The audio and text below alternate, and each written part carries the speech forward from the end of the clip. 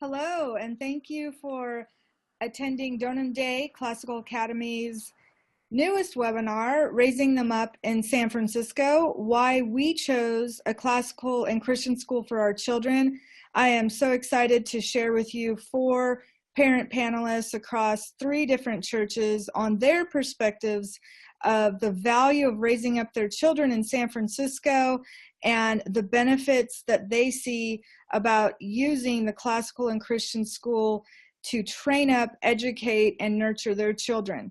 Our webinar will begin in 1 minute, and we look forward to having you on.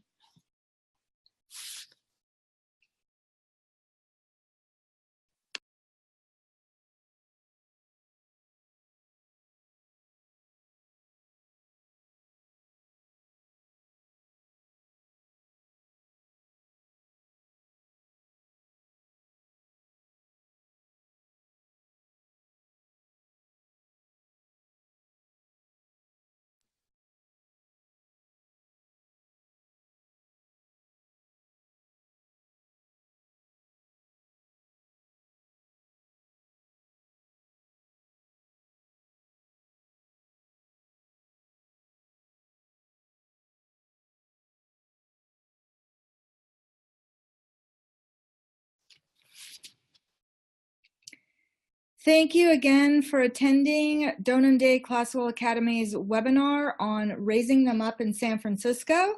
My name is Christine McLean, and I'm the head of school for Donham Day here in San Francisco. I have with me four panelists, parents from across three churches who are going to share with you the value of raising up their children in San Francisco and the benefits that a classical and Christian school can have on helping their families thrive. I'm going to share with you a little bit as well about my family and background. I have 5 children. They will be going into 9th, 7th, 5th, 2nd, and I have a 3-year-old. So I'm looking forward to giving a little perspective on why my family sees the value of really training up our kids in San Francisco and looking forward to developing a school that is going to instill a passion for lifelong learning and also strengthen their hearts, their souls, their minds, and their bodies. Likewise, I want to introduce Mrs. Lydia Mora and Mr. Victor Conessa. Both of these people here are married. They are a fantastic family with 2 lovely young ladies. They attend Epic Church, are very involved in the family and children's ministry there. They come to us from a town right outside of Barcelona, Spain, and enjoyed the opportunity to come to San Francisco for what they thought might be a short period of time, but have since then, with his tech company, been here for over 4 years, and they've really planted themselves in this city and have a strong desire to see families and children thrive here. Likewise, I want to introduce to you Mrs. Sarah Hood, who has had wonderful experiences for a very long time here in San Francisco, over 15 years. She has a special testimony about why San Francisco is really true to huge impact on her heart and her life. Sarah leads the children's ministry at Dolores Park Church, as well with her husband leads a prayer and evangelism ministry here in the city, but not just in the city, also other ministries across the world. We are excited to have her 2 children at our school as well. She has a young one who's only 4 years old. We also have Amy Meck, and Amy has a fantastic experience because she's been really involved in the church for many years here at First OPC along with her husband. They have some leadership roles there at the church. In addition, Amy has experience as a classical Christian school teacher. She has 3 children, 1 who is of age and will be going to our school, 2 others who will be at home, and a 4th on the way. Also important, I think, to include is that her husband is a leader, a Christian leader, and also a leader in one of the major social media companies of the world. And just this opportunity to really engage with them and help their whole family thrive in a city where they have great influence. So we want to just welcome these panelists, and we will start the conversation by simply sharing some questions and interjecting throughout the panel. So we are looking forward to hearing about when you think about what you want for your children when they're adults, what comes to mind? And we'll start with Lydia on this one. Hi. I've been giving this question a lot of thought lately, and what I think I would most want for them, excuse me, is to be women of integrity, with a love for God and a love for others. I think this would pretty much cover all the other things that also come to mind, such as being kind, altruist, honest, and so on. Also, another thing that I would want for them is to grow a passion for learning that never ends. That when they're in their 30s and they look back, they can see their educational experience as something beautiful, as the start to what became a lifelong learning journey. That's great, Lydia. Thank you. And as you share that, I also just think about the fact that you have, oh goodness, about 10 years experience teaching in Spain, and then also teaching here in children's ministries. And you really do sort of model this beautiful representation of a love for learning and a love for children. So I'm very much encouraged by the fact that you want this for your children, and you also want it for others' children. What about you, Victor? Yeah, in my case, one of the things that I would love to see in my kids when they are adults is that they develop the skill of critical thinking, and basically they are able to actually listen to anybody, any kind of view, any kind of opinion or anything, and they have this kind of active listening kind of skill, but also that they are able actually to get all of those points of views and just compare it with what they believe, and if they get challenged by that, that's okay, that they will be fine with that, but not so much so they will be just struggling with any kind of different ways of thinking that they might see there, but that they are actually able, to critically think about different aspects of that opinion and come up with their own kind of solutions, and also that they are able actually to persuade people into what they believe is actually true. And that actually makes me think that it's really important that their main motivation would be to actually do good. Because if you make a person with a lot of persuasion skills, but they don't actually want to use them for good, then that's not ideal. So my ideal kind of vision, my dream for them would be these kind of people that are actually able to use all those skills for the good and for the glory of God. Thank you, Victor. I think yesterday I had a really powerful experience. I got into an Uber with a man, and the entire 15-minute drive, he essentially interrogated me on what I believe and why I believe Jesus is God. And it was a fascinating dialogue and back and forth of a connection between sharing truth in a compassionate way, believing that he was curious, and providing him with sort of my personal testimony and experience, but also hearing from him and validating the fact that he has different beliefs.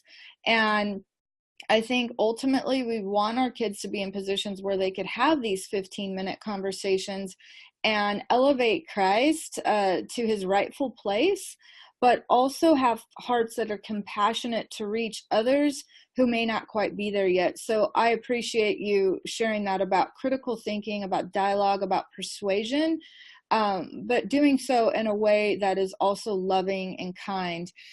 We're going to hear now from Sarah. Sarah, what do you think about when you think about your children as adults? What do you want for them?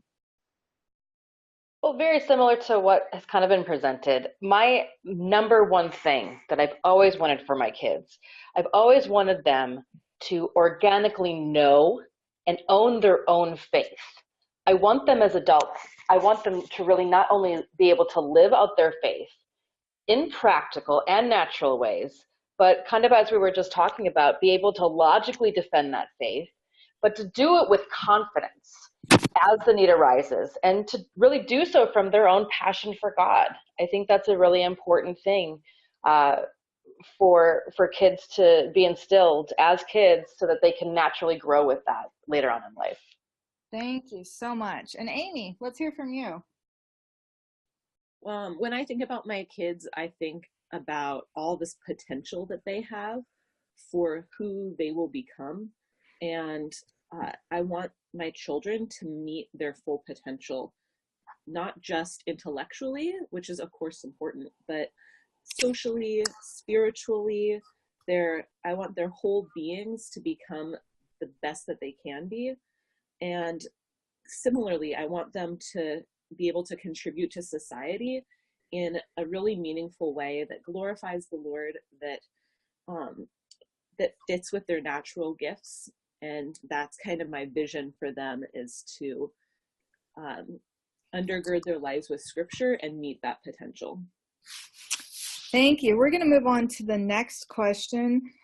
In what ways do you see raising up your children as Christians in the city as a benefit to who they will become? So, Lydia here. I personally believe that growing up in a city like San Francisco will prepare them for anything. I think San Francisco is a city of contrasts. On one side, you have amazing landscapes, museums, the opera, symphony, astonishing architecture, and so many more. But on the other, you have a big part of the community struggling, sleeping on the streets, and crying for help. And I believe kids that are exposed to these contrasts will grow up to become well-balanced adults who can identify God's beauty in both scenarios and show a heart of love and a heart for serving. Thank you, Lydia. Victor, let's hear from you. Yeah, I mean, in relation with what we have said before, and one of the things that it's one of the main like advantages of living in San Francisco is that this kind of melting pot of cultures and points of views, and you can have people from any place in the world, from any kind of religion,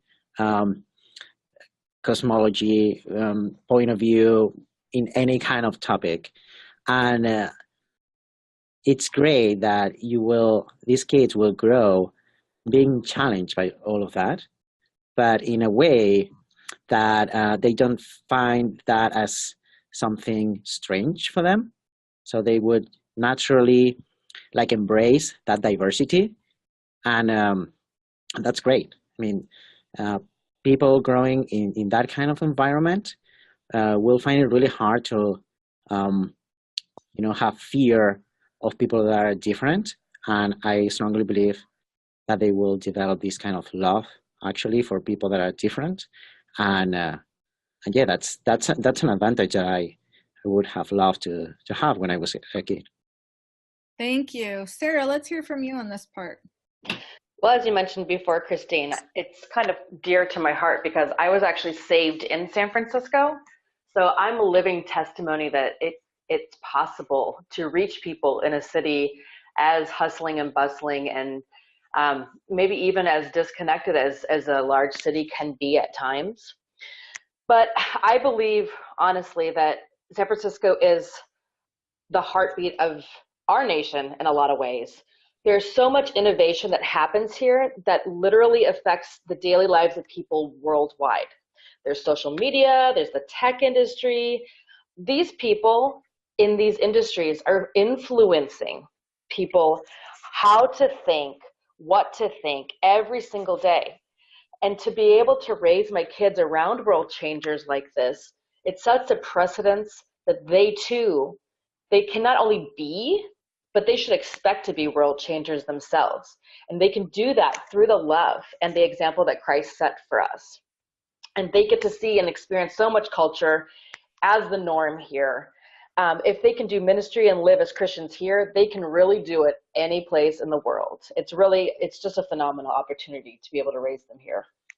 I agree with you, Sarah. And because we're really connected with a lot of other schools on Instagram, I'm seeing some of these schools actually having field trips for their high schoolers and bringing those students to San Francisco to teach them how to share their faith in a diverse environment. And it just really set the tone for me that we have this opportunity with our children on an everyday basis. And so as I think about my own children coming from Austin, Texas, and being here now for nearly 2 years, we've come from what I would describe a sort of culturally Christian environment. In some ways, we had a lot of people around us who have a very similar faith, to one where we really have to wrestle through things here as a family. And in so many ways, the words of the Bible and the scripture are sort of coming off the pages and becoming so life-giving for my family. It's like, even with the story of the Good Samaritan, like, what do you do when you walk past somebody on the sidewalk who clearly has need? Do you serve them immediately? Do you actually have some fear for your own safety? Like, you have to wrestle with these sorts of things. And do we see everybody that we look at as we're walking on the sidewalks made in God's image? And how do we interact with them in that accord? So it's been really powerful for me to think about, and for my husband to think about, like, as we're raising up our kids in this city, what kinds of real life-giving opportunities do we have, and in living out our faith, the real faith, and not just reading about our faith. What about you, Amy? How do you see this question? I have heard all of my life growing up in the church about going to the nations and the value of the gospel spreading throughout the world. And when I think of San Francisco, the nations are all here, and every culture nearly is represented in our city, and every socioeconomic class is represented. And so my excitement for being here and for my children being here is that they would have those opportunities to reach the nations through this city, the mind of the nations through the city, because of the tech industry's wide reach. And I see San Francisco as just a really valuable place to raise children because of that. Thank you, Amy. So we're going to go on to this next question. How might a school support you in raising and training up your children with all of those hopes that you just mentioned in mind? For me, Lydia here, I think having your children in a school that shares the same beliefs as you is very, very important. Children spend so many hours at school, some even more than the hours they actually spend at home. So for us, it's essential to make sure they're not receiving opposite messages, but that what they're hearing at school is the same thing they would hear at home. Also, we highly value the figure of the teacher. We want to be in a school whose teachers love God and love each student in a deeply way, and that they care for them for their spiritual growth and their academic development. We want to partner with a school that will offer a safe environment for our daughters to just discover the world, the way God created it.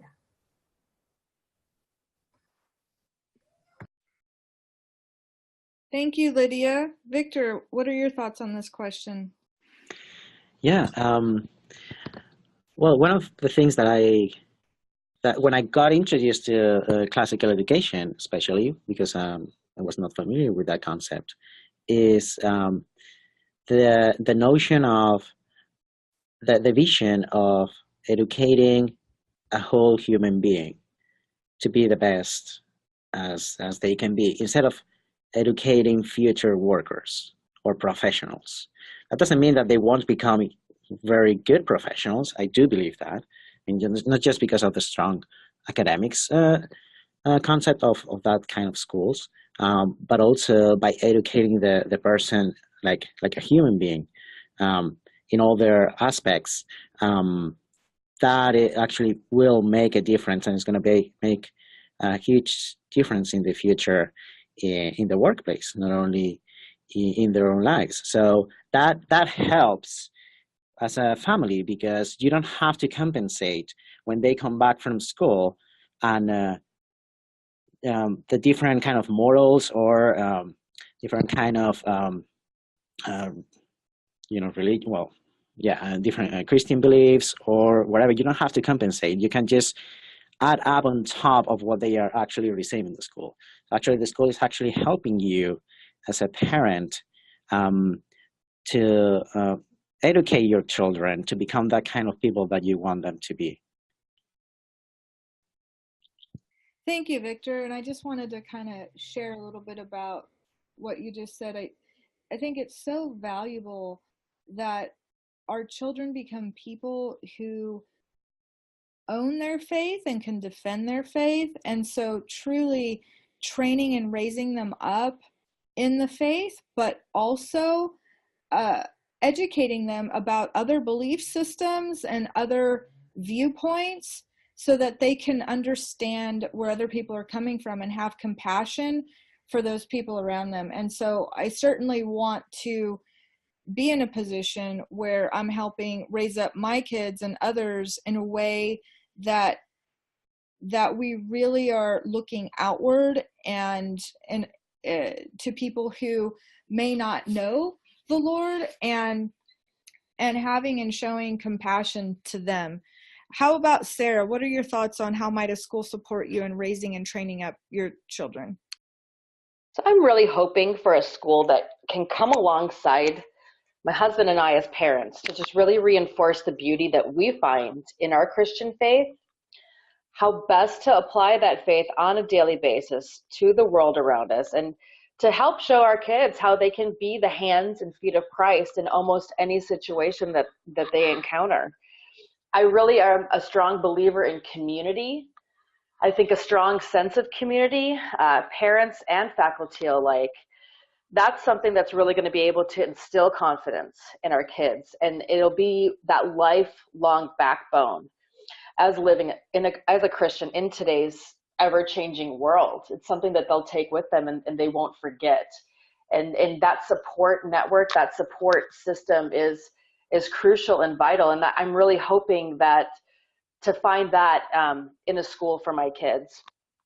And then just kind of looking forward to a classical Christian model of education. I'm really hoping that we get to reinforce all of this at home with a lot more one-on-one with our kids, as we're able to really focus more on our family ministry time and get to discuss things with them and share these things with them one-on-one, as opposed to having to focus on things like homework. Thank you so much, Sarah. Amy, what are your thoughts on this question? Yeah, alongside with what other people are saying, a school will give my children the experiences and growth that they wouldn't get in other contexts, to be able to meet their full potential as a whole person. And I think that as Christian children, it's easy to see your parents' faith and just kind of take that for granted. You might have some underlying assumptions with it, but when you are with teachers and friends and other families that have those same core values, the children can see the importance of their faith in the context of their minds and their community and training their whole person. Excellent. Thank you, Amy. And just to add, when I think about raising and training them up as both a parent and a leader in Donum Day, I imagine moving children from a place of wonder to wisdom. And we just had our student assessments for pre-K, kinder, and first grades yesterday. And sitting with children who are 4.5, 5, 6, 6.5 years old, and seeing the wonder in their eyes, and I just, this beauty and delight about how we can really instill a sense of wonder about God and about who they are in God, about the world around them and nature and beauty. And and how everything can be founded on Christ as Logos, as central, and then moving them to a place through training, through knowledge, through education, to a position of wisdom, and really, really having children who at the outcome, at the end, are wise in who God is, wise in their faith, wise in who they are, and then how they connect with others. So that's one of my greatest passions for establishing a school like this, is not only moving my children from a position of wonder to wisdom through education, but helping move others' children from those positions as well. We're going to move on to our final question, and that is really, why are you excited for Donum Day, and how do you think it can serve the community? In my case, oh gosh, I'm so excited about Donor Day for so many reasons. When my husband and I attended the first info session, we went back home saying, is this real? Could a school like this possibly exist? It sounded so perfect, it was actually hard to believe. But I have no doubt Donor Day is going to have such a big impact in this city. With the classical approach and the rigorous academics, the robust God-centered curriculum, and the focus on character shaping in God's virtue by nurturing their hearts, souls, minds, and bodies. I just can't think of a better education for our daughters. In fact, I wish I could have had it for myself growing up. In the 4 years we've been living here, we've met quite a few families determined to leave San Francisco because they couldn't find the school they had in mind for their children. So Donum Day, being the first classical Christian school in the city, I'm sure will provide families with an excellent educational experience and will allow them to thrive and set roots in this city. And I know Donum Day also has a heart for serving and wants to be present in the community. So I can see it being a beautiful light in this city. Thank you, Lydia. What about you, Victor? Yeah, and I'm very excited to see how my kids actually get to their full potential as in all the aspects of their lives, and this kind of school, that's the vision that it has, and that's just super exciting. And also I'm really looking forward to seeing how the whole community in the school, what kind of impact it's going to have in this city, because this kind of vision of being like, again, people that listen, that they are connected to this city, that they also love this city. And I don't know, I just really think that that's what what San Francisco needs at this point. You know, people that are rooted in the Bible and in God, and but they also are able to connect with any kind of person in a very loving way. That's pretty exciting. Thank you. What about you, Sarah? Why am I not excited about Donum Day? I think Lydia really touched on it. Everybody, myself included, that we hear about the school, or I talk about the school with, and I tell them about, the opportunities that are afforded through this school, everyone has the same reaction. And that's, can I go to Donum Day? Or can I go back to school? I really wish I had the opportunity to attend a classical Christian school like Donum Day. The curriculum is firmly rooted in Christ. It's biblically based teaching. The arts are so prevalent, which is something you see being taken out of schools left and right in the public school system. I live and I work in San Francisco and have for quite a while as what we call an urban missionary. We have 3 kids. It's one of the most expensive cities in the world. It's already a sacrifice to send our kids to a private school. So there's not a lot of room to let them take extracurriculars that really just cost a lot more money. So with Donum Day, my kids get a chance to take ballet, tap dance, martial arts, just even having the potential to learn up to 3 languages by the time they graduate as a part of the curriculum. The list just really goes on. It's such a unique opportunity that we'll be able to provide for our kids. And I'll be able to see that confidence that I'm hoping for, I believe, being raised up in them and ultimately spilling over as we meet more families in the city who are hoping for the best for their kids, and just really being a natural way to bring our faith to those around us who might not yet know Jesus. I really see Donum Day as being a catalyst for reaching even the lost, or the pre-believers is what we like to call them, the pre-believers of the city, just through its shining example. Thank you, Sarah. Amy, let's hear from you on this last question. So I learned about classical education many years ago by becoming a teacher in a classical school. And I hadn't known about classical education until I was hired. And as a process of acclimating to this school, I became completely sold on classical education. I saw the difference between how children were taught there compared to what I had been trained. And I just saw the value of it, particularly in the older students, in what they were able to accomplish and how their critical thinking skills had been honed. And I was excited. And then when we moved to San Francisco, I looked to see what classical schools were available here, and there were none. And so it was discouraging for me. So of course, when I found out about Donum Day, I was very excited and couldn't wait to become more involved. And my my husband said the first time he went to an informational meeting, this is where our daughter is going to be.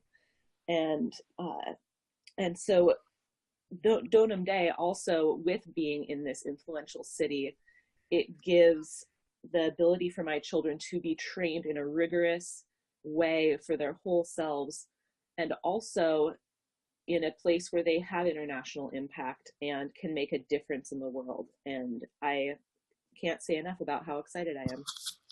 Thank you, Amy. And I just want to add to this question. I really value hearing all of your perspectives, specifically because it's so encouraging to me. We as founders had wanted so much for our own children and then for the entire city as we established the school, and to hear our heart, and what we wanted coming now from various parents, you on this webinar and others, and what you want for your children, but what you also want for their peers is incredibly exciting. The news is spreading. And in fact, one reason why I'm really excited for Donum Day is I just had 3 out of state or out of San Francisco families contact me, say, my husband is transferring his job here, and the first place we are looking for is your school on where to place our children, because we've either come from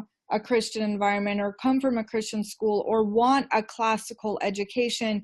And in fact, we're looking to Donum Day as a possibility for us to move to San Francisco even before we look to find a church there, because we're confident we'll find a church, but we need a place for our kids to thrive too. And so it's really inspiring to me to think about Donum Day as in part as a ministry of a place that will actually welcome new families that don't even live here, coming into the city. And I think it's really powerful that this school can be the collection of people from many churches who actually welcome people coming in, and perhaps even give people a reason to want to stay here beyond their 1 or 2 year work commitments. And so I'm really excited for that. I will also share with you a little bit more about some of the things we're doing in the future, including we have some ebooks. So for any families who want to think about what's important for choosing a school in San Francisco, we have a free ebook available to you on our website. We have some upcoming information sessions. They're also on our website. Our location is going to be announced very soon. The location facility is fantastic. It has everything we need in a school. We are incredibly grateful to have an opportunity to be right in the center of the city, as well reaching even beyond perhaps some who might come from outside of the city. So that will be announced very soon. We're in the process of working on that. We just want to welcome you to spread the word to other families. We will be continuing on with admissions until June 1st, and I'm very confident we are going to enroll exactly the number that God calls to join us. So thank you for listening today to our webinar. We are really grateful for your participation, and we look forward to hearing from you. Have a great day.